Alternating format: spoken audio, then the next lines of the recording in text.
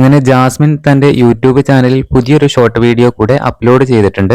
മനോഹരമായ ഒരു സോങ് ആണ് വീഡിയോക്ക് ഇട്ടിട്ടുള്ളത്.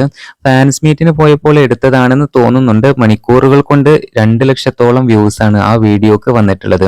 20,000-ൽ കൂടുതൽ ലൈക്കും ജാസ്മിന് കിട്ടിയിട്ടുണ്ട്.